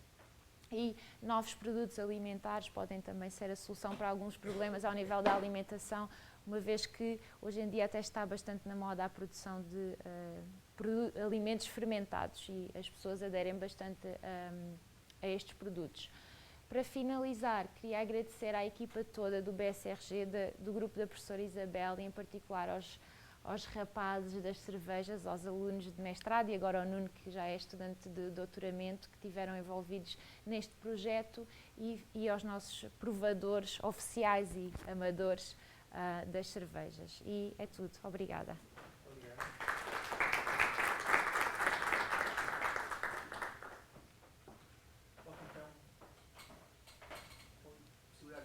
Uma pergunta, uma questão, um comentário acerca desta apresentação. Eu coloco só uma pergunta que é: este tipo de novos isolados e neste caso a sua aplicação no futuro próximo, depois de dar o interesse comercial, passa por a possibilidade destas tipos serem protegidas em termos comerciais por patentes? Eu acho que nós não podemos proteger por patente a estirpe, só o processo, porque a estirpe acho que não é possível proteger por patente. Só o processo em que essa estirpe está a ser utilizada. Nós já pensámos nisso. E na questão da aplicação destas estirpes não convencionais, destas leveduras não convencionais em produtos alimentares, há ainda outro problema adicional, que é o facto de serem considerados generally recognized as safe. Tem a ver com o facto de poderem ser ou não utilizados em produtos alimentares. De facto, ao nível das cervejas, usa-se muita coisa que às vezes nem os próprios cervejeiros, ao nível da cerveja artesanal, sabem o que é que lá está. Porque às vezes podem ter uma contaminação e aquilo dar um sabor bom e avança-se, não é? E as pessoas bebem a cerveja. Mas de facto para comercializar não há. Podem beber, podem. Nós já bebemos muitas vezes. Bom, então muito obrigado. Vamos passar à próxima apresentação. Catarina Paquete, micro-organismos para um ambiente mais saudável. Se calhar melhor, exato. Mas aqui em cima, para não ter os fios a bater. Tá bom, sim? Ok, obrigada. Bom dia. Em primeiro lugar, gostava de agradecer à organização por me ter dado a oportunidade de falar aqui um pouco do trabalho que está a ser desenvolvido no ITQB. O ITQB é o Instituto de Tecnologia Química e Biológica António Xavier, que faz parte da Universidade Nova de Lisboa e encontra-se localizado em Oeiras. Este instituto dedica-se tanto à investigação como ao ensino, a um ensino mais ao nível de mestrado e de doutoramento, focando-se a nível de investigação para abordar vários desafios societais, maioritariamente ligados à saúde e ao ambiente. Para tal, utiliza várias técnicas, microscopia, espectroscopia e espectrometria. E hoje, sendo o dia de micro-organismo, claro que vamos falar de micro-organismos. Acho que não preciso de apresentar a aplicabilidade de micro-organismos, a Margarida já mostrou isso muito bem, que podem ser utilizados a vários níveis da medicina, agricultura e alimentos também. E há cerca de 100 anos, os micro-organismos verificou-se que há determinados tipos de micro-organismos que, quando associados a um elétrodo, conseguem converter energia química armazenada em matéria orgânica em corrente elétrica. E isto acontece nos chamados sistemas bioeletroquímicos. Estes tipos de sistemas têm sido explorados e hoje em dia podem ser utilizados para várias aplicações, uma delas para a produção de energia. Neste caso, estes micro-organismos, ao oxidarem a matéria orgânica, produzem eletrões. E estes eletrões são transferidos para um elétrodo, o chamado ânodo, e através de um circuito externo são utilizados então no cátodo para a redução do oxigênio. É esta transferência de eletrões por este circuito elétrico externo que é possível então armazenar ou utilizar a corrente elétrica que é produzida. Outro tipo de aplicação, e uma vez que águas residuais contêm um elevado teor de matéria orgânica, podemos então utilizar águas residuais e estes micro-organismos oxidam a matéria orgânica existente nessas águas, podendo então ser utilizado para o tratamento de águas. Outra aplicação é a produção de biocombustíveis, tais como o hidrogênio. Neste caso é necessário fornecer um bocadinho mais de energia ao sistema e conseguimos então reduzir prótons a hidrogênio. Outra aplicação bastante importante, mais a nível mundial, será então nas células de salinação microbiana, desalinar, ou seja, tirar o sal de água salina. E aqui a diferença é que temos duas membranas que separam os dois compartimentos e que são permeáveis a diferentes tipos de íons, podendo então remover a água o sal da água do mar. Outras aplicações é a biorremediação e os biosensores. Exemplos destes sistemas bioeletroquímicos temos aqui apenas representados 2 deles que são utilizados na escala laboratorial para estudar este tipo de processos, mas já existem alguns destes sistemas já implementados em escala piloto. Um destes exemplos é a casa de banho, que permite obter energia a partir de urina. Temos também uma célula de combustível microbiano numa indústria de produção de cerveja, em que as águas residuais provenientes da indústria de cerveja são então utilizadas para a produção de energia e também para haver tratamento das águas.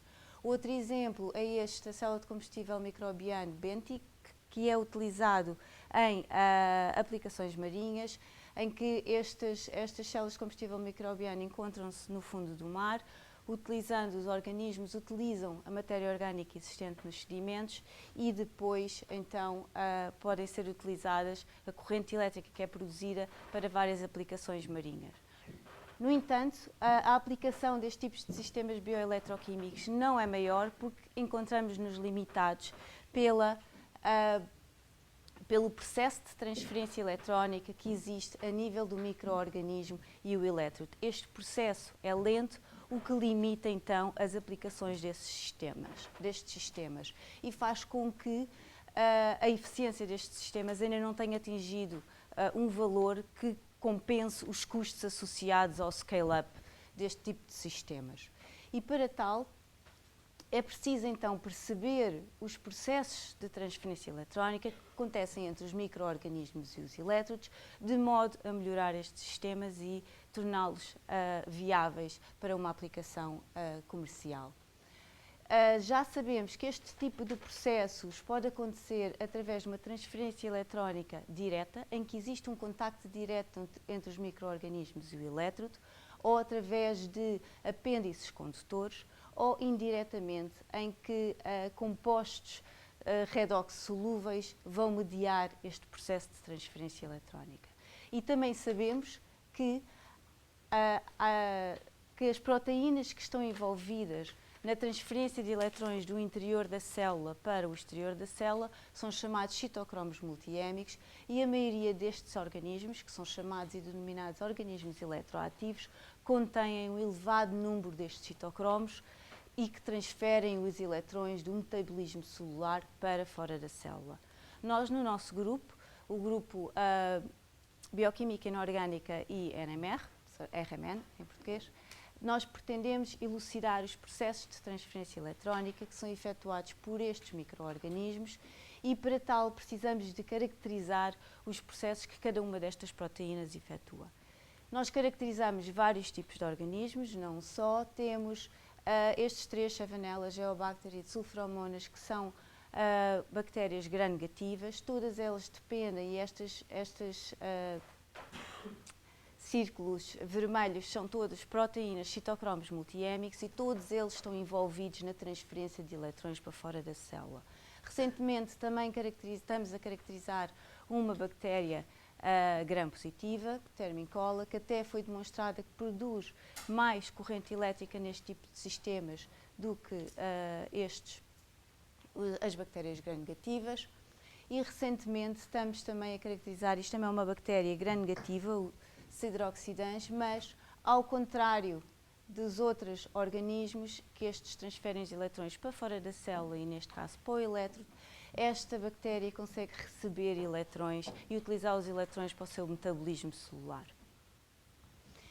E agora vou-vos apresentar apenas alguns trabalhos que estamos a desenvolver no laboratório, baseando nesta bactéria, que Shevanella onadensis, que é também um organismo modelo para estudar este tipo de processos. Se verificarem, esta bactéria depende de 6 proteínas para transferir os eletrões para fora da célula. Um dos trabalhos já desenvolvidos há alguns anos foi, através de técnica da ressonância magnética nuclear, estudar as interações entre as proteínas que estão no periplasma de Shevanella e que são responsáveis para transferir os eletrões da membrana interna para a membrana externa, de modo a serem transferidos para fora da célula. Através desta técnica verificamos que estas duas proteínas, STC, que é Small Tetraheme Cytochrome, é uma proteína muito pequenina que se encontra no periplasma de Shevanella, e esta proteína, que é um flavocitochrome, estas duas proteínas são as proteínas mais abundantes que existem no periplasma, e verificou, sendo elas mais abundantes e são responsáveis por transferir eletrões da membrana interna para a membrana externa, verificamos que elas não interatuam entre elas, ou seja, que existem 2 caminhos independentes para transferir os eletrões da membrana interna para a membrana externa, para este complexo que é constituído por 2 citocromos e um poro onde as duas proteínas se encontram interligadas e que permitem então transferir os eletrões através da membrana externa. Outro trabalho também desenvolvido no laboratório foi perceber quais são os fatores moleculares que influenciam os processos de transferência eletrónica. Uma vez que a transferência eletrónica efetuada por estes citocromos é um dos fatores limitantes, se nós identificarmos o que é importante para melhorar este tipo de processo, podemos então modificar este tipo de proteínas e alterar então o organismo de modo a torná-lo mais eficiente. Para tal, fomos estudar a influência da superfície de STC, ou seja, da eletrostática da superfície da proteína do STC, aquela proteína pequenina que existe no periplasma, e fomos estudar a velocidade de transferência de eletrões. Fizemos várias mutações em que modificámos aminoácidos carregados negativamente por aminoácidos neutros e fomos estudar os seus processos de transferência eletrónica. E o que verificámos é que uma mutação conseguiu aumentar o processo de transferência eletrónica aproximadamente 3 vezes quando comparamos com a proteína nativa. E isto permitiu verificar que as mutações de um único aminoácido permitia-nos alterar a velocidade de transferência eletrónica. E este tipo de abordagem estamos a utilizar, não só para esta proteína, mas para outros tipos de proteínas nestes organismos, de modo a melhorar o processo de transferência eletrónica. Outro trabalho desenvolvido em colaboração com um grupo na Alemanha foi mesmo modificar Shevanella geneticamente, e o que fizemos foi modificar as proteínas que existem no periplasma de Shevanella e que podem competir com o STC na transferência de eletrões para fora da célula. Para tal, modificámos no genoma, substituímos os genes das outras proteínas que não são importantes para este processo de transferência eletrónica extracelular e substituímos por STC, aumentando assim a quantidade de proteínas de STC no periplasma de Shevanella. E, ao estudar os processos de transferência eletrónicos efetuados por este mutante, verificamos que este mutante é capaz de produzir uma corrente muito maior quando comparado com o organismo nativo.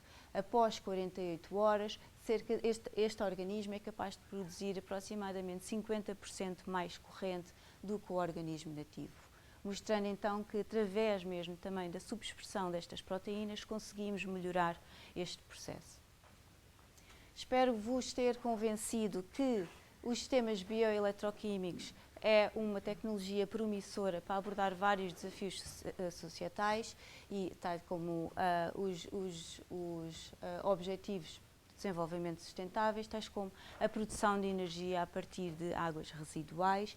No entanto, é ainda necessário perceber os processos de transferência eletrónica efetuados por estes organismos, de modo então podermos melhorá-los, tanto a nível do micro-organismo, a nível design da célula e mesmo através da modificação dos materiais destes elétrodos, de modo a tornar esta transferência eletrónica mais eficiente, e esperemos nós então que em pouco tempo conseguimos modificar os organismos de modo a torná-los mais eficientes e tornar estes sistemas uma viabilidade comercial.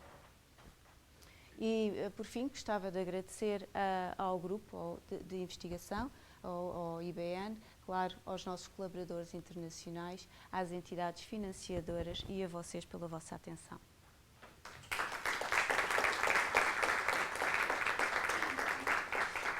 Obrigada, Catarina, e obrigada também ao ITQB por se juntar às comemorações lá e em todo lado e aqui também. Obrigada.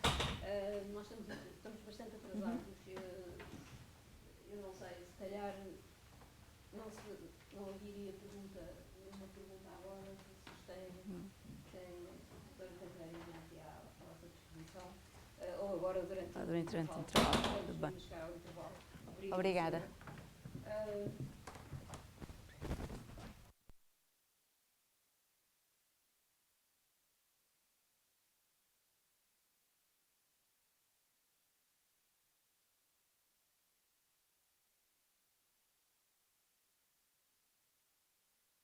E enfim, vai falar de algo que se calhar as pessoas não têm noção, nem esse entendimento da ligação cá entre micro-organismos e cancro. Obrigada. Bom dia a todos. Primeiro, começar por agradecer à organização e do International Microorganism Day pelo convite para estar aqui presente. Eu optei por não falar muito das nossas atividades de investigação muito específicas, porque ultimamente têm sido trabalhos que são de facto muito paradigmáticos em relação a esta interação entre os micro-organismos e o cancro, quer a progressão, quer o próprio tratamento. E, portanto, a primeira pergunta que eu deixava, de facto, é que hoje em dia o nosso entendimento sobre se os micro-organismos no cancro são ameaças ou se são já oportunidades de tratamento está a evoluir muito rapidamente e a mudar bastante. Numa pesquisa muito rápida, por exemplo, no site da Direção-Geral da Saúde, no site em português, na secção de perguntas e respostas sobre o que provoca o cancro, há de facto várias indicações de alguns agentes infecciosos, como sejam vírus do papiloma humano, extremamente bem caracterizado no cancro do colo do útero, da hepatite B ou da hepatite C, ligados a cancros hepáticos, também o vírus do HIV, o vírus de Epstein-Barr, ou bactérias, como por exemplo a Helicobacter pylori, no caso do cancro do estômago e intestino, que de facto foi já há alguns anos classificada pela Agência Internacional de Investigação em Cancro, que é um organismo da Organização Mundial da Saúde, como um agente carcinogénico de tipo 1, ou seja, baseado em provas um grande conjunto de provas suficientes em humanos. Mas de facto também há muitos exemplos que nós podemos encontrar ao longo do tempo de que os micro-organismos, ou alguns micro-organismos muito específicos, podem ser utilizados para fazer tratamento de tumores, particularmente tratamento de tumores sólidos, onde o facto de haver um crescimento de uma massa tumoral cria gradientes de oxigênio, criando um interior com níveis de oxigênio muito reduzidos, que permite o desenvolvimento de algumas estirpes ou de algumas espécies de bactérias que não toleram o oxigênio e que, portanto, podem ser inclusive utilizados como veículos para a expressão localizada de algumas enzimas que, por exemplo, vão transformar profármacos que, quando dados de uma forma sistémica, são muito tóxicos, vão transformá-los em fármacos com atividade anticancerígena apenas no local do tumor, evitando assim problemas de toxicidade generalizada. E de facto há muitos, ou alguns, ou bastantes exemplos na literatura que nós podemos encontrar de estirpes bacterianas que estão geneticamente manipuladas, de forma a que possam ser atenuadas e não progredir para a infecção bacteriana, com atividade oncolítica, ou seja, pelo simples facto de se reproduzirem ou de se multiplicarem no interior hipóxico, levam à lise das células tumorais, para o direcionamento de genes citotóxicos, imunoterapia localizada, como por exemplo a utilização do Mycobacterium bovis, da estirpe BCG, que há muitos anos foi uma das primeiras terapias biológicas aprovadas, mas também a utilização de vários produtos microbianos que têm sido caracterizados como algumas enzimas, metabolitos secundários, há muitos antibióticos que são de origem microbiana, e também proteínas e péptidos, algo que me diz muito, que nós temos também contribuído para caracterizar a atividade destes compostos. Também uma área onde as bactérias podem ter um papel extremamente importante é, de facto, na bioimagem, ultrapassando alguns problemas que existem para o diagnóstico e para a identificação, por exemplo, de micrometástases. O facto de algumas bactérias conseguirem reproduzir-se neste contexto podem ser transformadas de forma a aumentar um sinal e contribuir bastante para a identificação destas micrometástases que hoje em dia, ainda não, pelas técnicas normais, ainda não são utilizados.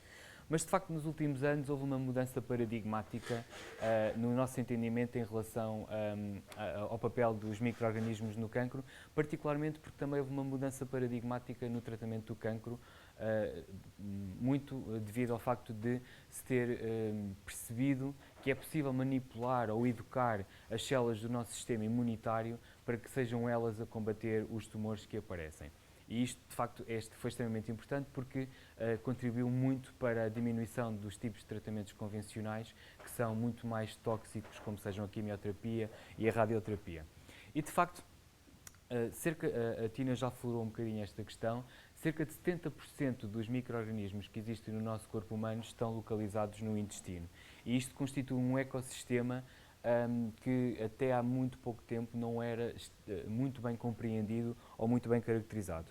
E todo este ecossistema contribui para educar o nosso sistema imunitário. E, portanto, qualquer alteração que exista, nomeadamente em condição de disbiose, em que aquilo que é a flora do nosso e a fauna do nosso sistema, deste ecossistema nos intestinos, causa alterações que têm efeitos não apenas nos intestinos, mas porque a alteração nas células dendríticas que vão apresentar antigénios aos linfócitos e esses linfócitos vão entrar na corrente sanguínea e vão poder reagir com todas as células do corpo humano. E no ano passado, no Salão Nobre, o professor Dinan deu uma apresentação extremamente importante sobre esta ligação do gut-brain axis. De facto, qualquer alteração que exista ao nível deste ecossistema tem alterações profundas em todo o corpo humano. E nos últimos anos, em 2015 apareceram os primeiros trabalhos com chamadas de atenção na revista Science, uma das revistas com maior fator de impacto, sobre a importância que a composição da microbiota intestinal tem na resposta às imunoterapias. Foram estes dois primeiros, em 2015 apareceram os dois primeiros trabalhos a demonstrar que alguns genes tinham de facto um relevo na resposta que cada um de nós pode dar às imunoterapias, mas no ano passado a revista Science fez inclusive a capa, porque saíram mais uma ronda de trabalhos de facto paradigmáticos a demonstrar como é que algumas bactérias, estando presentes ou ausentes neste ecossistema, vão influenciar bastante a eficácia de anticorpos monoclonais que têm vindo a ser desenvolvidos nos últimos anos.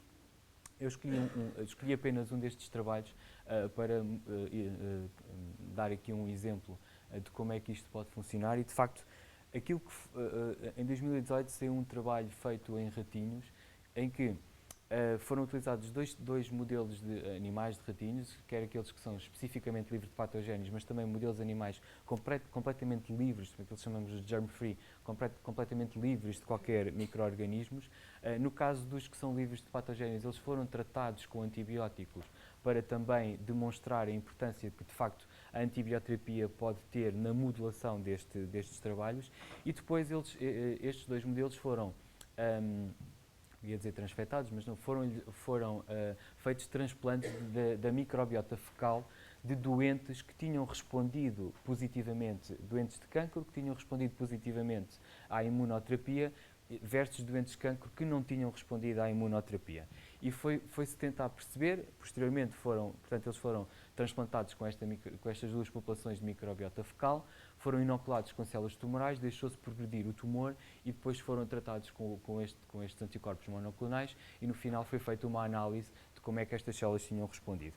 E aquilo que se percebeu é que, de facto, a microbiota fecal de doentes que respondem à terapia também nestes modelos causou, após o tratamento com o anticorpo monoclonal, verificou-se uma redução do volume tumoral, enquanto que a microbiota fecal dos doentes que não tinham respondido à terapia mimetizou nestes animais esse comportamento e foi verificado que, de facto, não houve regressão tumoral após o tratamento com o anticorpo monoclonal.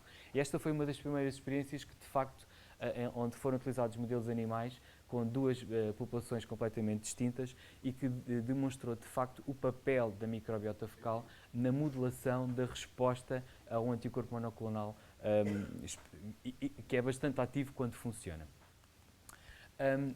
Nestes animais foi feito então um estudo e também nas populações de doentes foi feita uma análise sistemática muito generalizada para tentar identificar algumas espécies que estavam presentes naquela microbiota fecal que tinha promovido a resposta do anticorpo e o que de facto se encontrou é que há diferenças muito grandes na diversidade e no tipo de filos e de géneros e de espécies que estão presentes na microbiota fecal. Que promove a resposta. E de facto uma bactéria que demonstrou de facto um grande resultado e que se verificou depois em doentes que tinham respondido, quer através de uma resposta parcial ou de uma estabilização da doença, quando se começou a aplicar este anticorpo monoclonal, foi que de facto uma elevada percentagem, acima de 60% dos doentes que tinham esta bactéria, a Akkermansia mucinifila, tinham feito uma resposta positiva, estabilizando a doença ou resposta parcial, enquanto que aqueles doentes que progrediram para a morte, apenas ou menos de 40% é que tinham a presença na microbiota fecal desta Akkermansia mucinifila. E, portanto, este conjunto de experiências paradigmáticas veio relevar bastante para aquilo que é a importância da microbiota, quer para identificar novas modalidades de tratamento, quer na formação do ecossistema e na resposta sistémica de que depois é criada pela presença de determinados micro-organismos versus outros, quer depois nas respostas imunológicas que são feitas porque elas vão libertar citocinas anti-inflamatórias, outros metabolitos ou neuropéptidos, por exemplo. E, portanto, hoje em dia, quando estamos nesta era da pós-genómica, de facto nós conseguimos olhar para este efeito sistémico de uma forma muito diferente e, portanto, nós conseguimos utilizar, fazer otimização de imunoterapias através da presença ou ausência de determinadas espécies ou estirpes. Nós podemos utilizar como biomarcadores, sequenciando, por exemplo, amostras fecais e identificando a presença ou ausência de alguns destes micro-organismos, conseguimos utilizá-los como biomarcadores e preditores da resposta a algumas terapias e, portanto, nós conseguimos dirigir a terapia também em função daquilo que existe. Podemos fazer este tipo de terapias de transplante de microbiota fecal que já se começa em alguns centros a fazer, principalmente em doentes de cancro com uma baixa expectativa de sobrevivência e que estão mais predispostos a utilizar terapias não convencionais e algumas ainda em fase experimental, mas também podemos utilizar e a partir do momento em que nós temos acesso a este conjunto de dados enormes, utilizar a presença ou ausência de determinados organismos ou sequências codificadoras para desenhar terapias muito mais precisas, ou seja, muito mais direcionadas a cada um dos doentes e também utilizá-los como fontes de inovação terapêutica, quer percebendo como é que estas bactérias influenciam, que tipo de metabolitos é que podem estar a secretar na interação com o corpo humano, mas também na interação com as restantes bactérias que estão presentes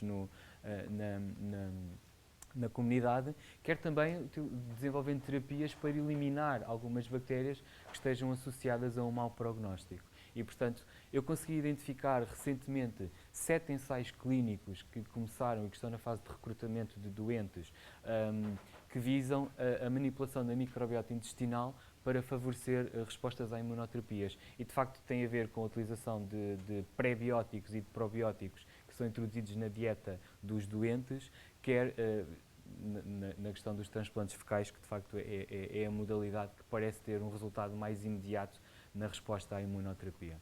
E, portanto, tentando cumprir aqui o tempo, agradecer-vos a todos e estou completamente disponível para qualquer pergunta que possam querer fazer.